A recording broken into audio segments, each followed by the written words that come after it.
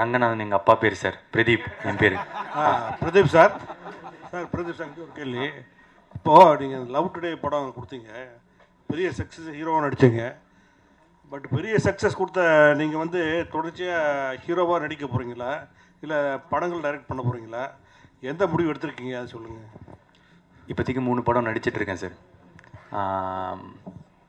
அந்த 3 படம் முடியும் போது அந்த டைமில் என்ன தோணுதோ, நான் அப்பப்போ என்ன தோணுதோ அதை தான் பண்ணிகிட்ருக்கேன். ஷார்ட் ஃபிலிம்ஸ் ஐடியில் இருந்தேன், அப்புறம் ஷார்ட் ஃபிலிம்ஸ் பண்ணிகிட்டு இருந்தேன். டைரக்ட் பண்ணணுன்னு ஆசைப்பட்டேன், டைரக்ட் பண்ணேன். நடிக்கணும்னு ஆசைப்பட்டேன், நடித்தேன். இப்போதைக்கு 3 படம் நடிக்கிறேன். அந்த டைமில் தான் டெசிஷன்.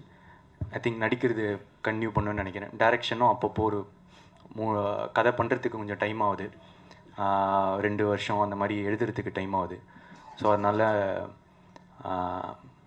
இதையும் யூஸ் பண்ணிக்கிறேன். நான் டைரக்ட் பண்ணும் போது ஒரு 3 வருஷத்துக்கு ஒரு தடவை டைரக்ட் பண்ணேன்னா அதுக்கு நடுவில் நான் நடிச்சிட்டு இருப்பேன். சார், இந்த சிம்பு பாட்டு ஐடியா கொடுத்தது நீங்களா டைரக்டரா சார்?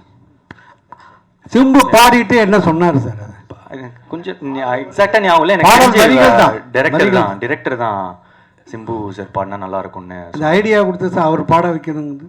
அதுதான், அது டைரக்டர் தான் நினைக்கிறேன் சார். நீங்கள் தான். ஆமாம், பாட்டு வரிகளுக்கு இன்ட்ரெஸ்டிங்கான ஒரு விஷயம் இருக்குது சார். ஃபஸ்ட்டு அந்த ஏண்டி விட்டு போன லிரிக்ஸ் சொன்னது என்னோடய டிரைவர் மணி.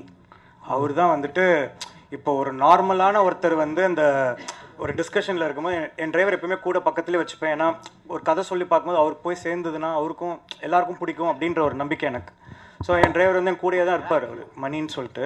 ஸோ ஏண்டி விட்டு போன அப்படின்றது எப்படி வந்துச்சுன்னா, ஒரு பொண்ணு ஒரு பையனை விட்டு போயிடுறா. ஸோ என்னவா இருக்கலாம்னும் போது பிரிந்தாய் அன்பே அது இதுன்ட்டு வந்துட்டு இருந்தது. டிராகன் வந்து ஒரு சாதாரண பையன், ஜாலியான பையன். ஒரு பொண்ணு விட்டு போகிறான்னா என்னடா கேட்பான் அப்படின்னு பேசிகிட்டு இருக்கும்போது, என்னால் ஒரு பொண்ணு விட்டு போனால் ஏண்டி என்னை விட்டு போனேன் அப்படின்னு கேட்பேன். அப்படி வந்தது தான் ஏண்டி விட்டு போனேன். ஸோ அவர் ஃபஸ்ட்டு நான் அமிச்சும் போது அஸ்வத் நான் இதெல்லாம் பாட மாட்டேன் சார், பிரேக்கப் சாங்லாம் நான் பாட மாட்டேன் அப்படின்னு சொல்லி சொன்னார். சார் நீங்கள் ஒரு வாட்டி கேளுங்க, உங்களுக்கு பாட்டு பிடிக்கும் நம்புகிறேன், நீங்கள் பிடிச்சா பாடுங்க அப்படின்னு சொல்லிட்டு அமிச்சோம். அவருக்கு அமிச்சதுக்கப்புறம் அவருக்கு ரொம்ப பிடிச்சிருந்தது.